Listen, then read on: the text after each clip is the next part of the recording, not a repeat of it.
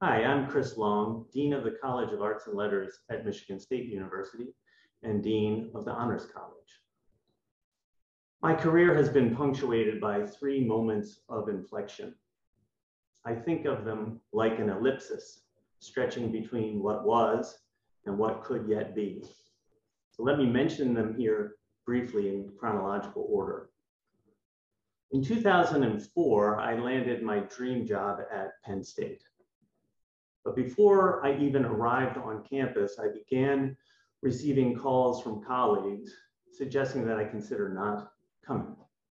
The department head was being removed, the graduate program was in moratorium, and the department was being torn apart by a culture of competition that marginalized some faculty and privileged others. That culture had reached a breaking point. I decided to join the faculty at Penn State despite all of that, and to put my weight on the side I hoped of making a different kind of culture.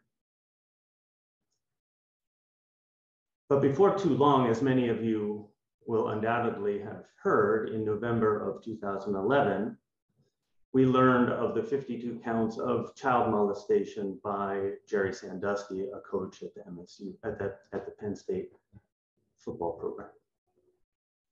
That, of course, led to months and even years of reckoning with sexual abuse in higher education, and that experience led me to focus my attention on the broader cultural issues in higher education that allowed this to happen.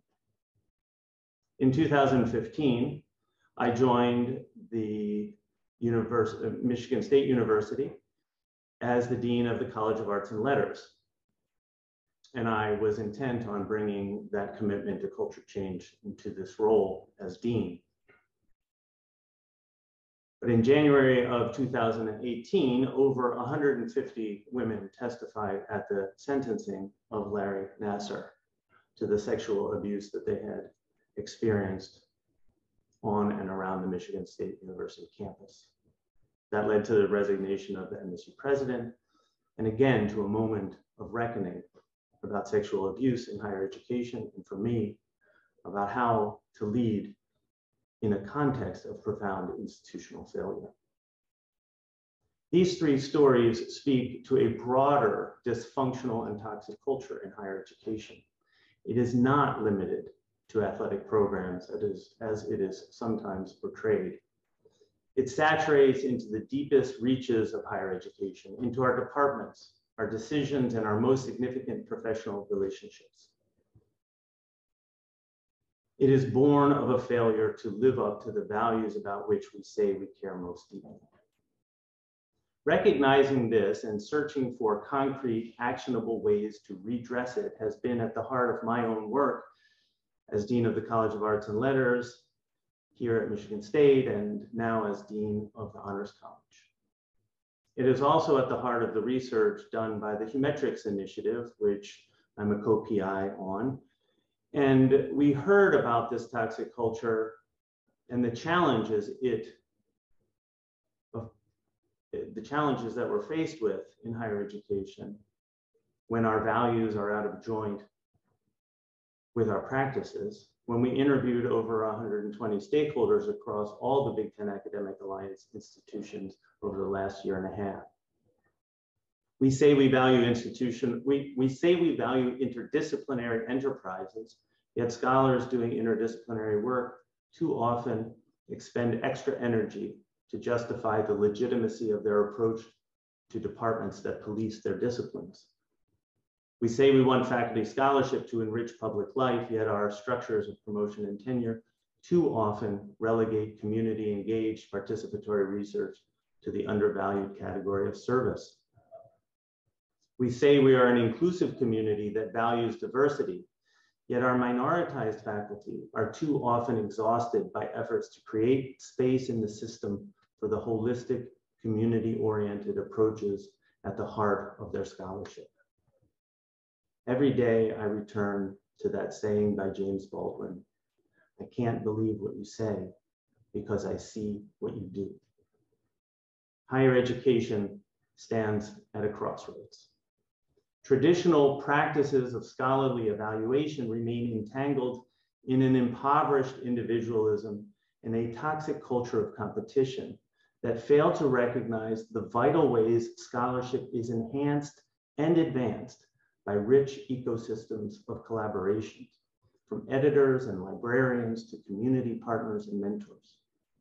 Our current systems of promotion and tenure are rooted in an outdated concept of the liberal individual, whose accomplishments are recognized and rewarded as if they occurred in a vacuum, as if they didn't depend on a rich and textured community of colleagues and partners. So what if we charted a different pathway? What if we put values-enacted scholarship at the heart of the university? This is the approach we're working on in the College of Arts and Letters at Michigan State. Promotion and tenure reform can drive us toward more performative consistency. That is, performative consistency is the alignment of our values with our scholarly practices. We are adopting what we're calling a framework that we're calling Charting Pathways of Intellectual Leadership. This framework asks us to shift our attention from the standard categories of practice, from teaching, research, and service, the so-called traditional legs of the tenure stool, to higher impact achievements of sharing knowledge, expanding opportunity, and mentorship and stewardship. One can share knowledge through one's teaching, one's research, or one's service. Similarly, with expanding opportunity. The value of this framework allows us to account for a higher diversity, a wider diversity of scholarly practices that count as meaningful work within higher education. This shift has a profound effect on how we think about the tenure and promotion process. It opens us to more ways of doing scholarship, to recognize the wider diversity of labor that contributes to it, and to the broader good toward which it's directed.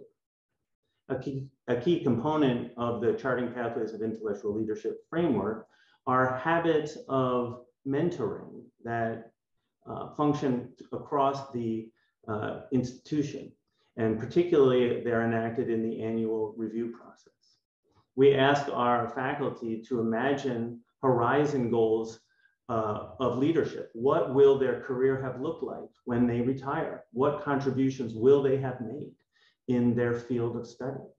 And then we ask them to think from that to the milestones of accomplishments that would indicate that they're on that pathway to the leadership that they envision for themselves. And then taking a step back further, we ask them to think about the concrete stepping stones that they need to undertake in the next year or so to move toward the milestones that they've identified. This allows us to personalize the entire promotion and tenure process and to align it directly with the values that are most important to scholars as well as to the institutions in which they work. Working with our chairs, we in the College of Arts and Letters have started to build the framework into our practices. And it is shaping the governing documents, the bylaws of our units, and we're using it to cultivate a culture in which faculty and staff are empowered to do work that is meaningful to them and transformative for the world.